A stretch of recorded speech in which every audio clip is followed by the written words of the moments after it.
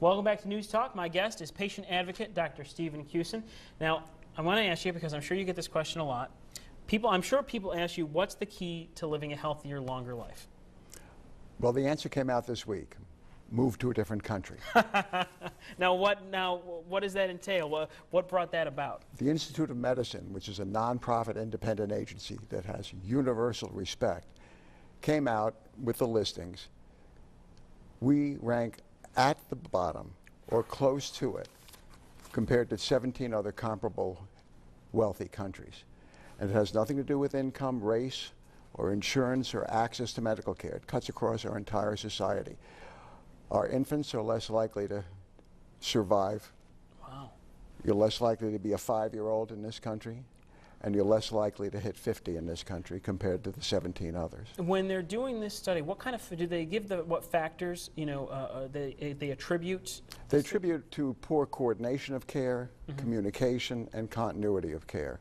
And they also blame the healthcare consumer. Americans are living sicker and dying quicker, and there doesn't seem to be the kind of outrage one would expect over it. It's not even something you see in the news or read in the newspapers. And yet I thought it was really a rather extraordinary fact.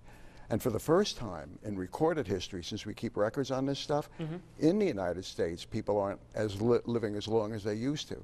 If you're white and didn't get through high school, you're going to live 4 years less than you would have 20 years ago. Wow. And you're going to live 13 years less than if you were a white kid who graduated from high school.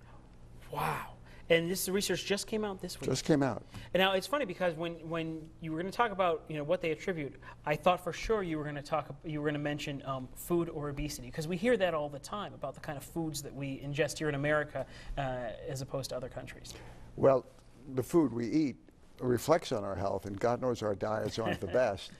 But diabetes, the bottom of the 17 countries. Coronary artery disease, the bottom. Lung disease, second from the bottom.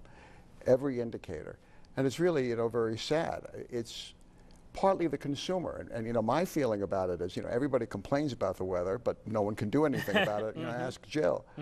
But that's not true of medicine. Everybody complains about it, but we can do something about it, and we don't. Ask me. I was going to say, what you're talking about seems like what on paper seems like a monumental task. You're talking about a culture, changing a cultural mindset. Absolutely right. And how do you even begin doing something like that? My feeling about it is, if you won't tolerate an attitude when you bring your car into the mechanic, you shouldn't tolerate that attitude when you bring your body into your doctor.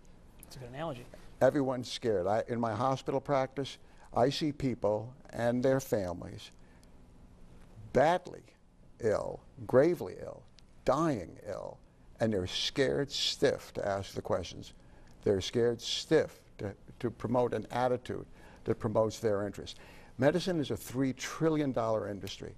You put all the other big 5 lobbies against that, you add them up, it's not $3 trillion.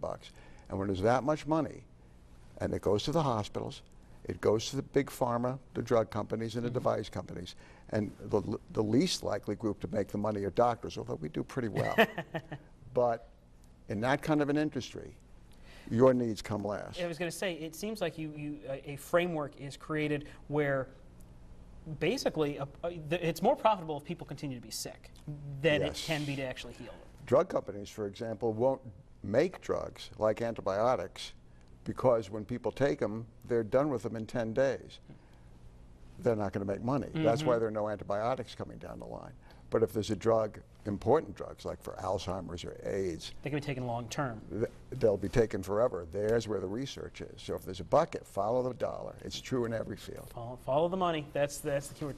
Dr. Cusin, thank you very much. Good to see Always you. fascinating when you're here. Thank you.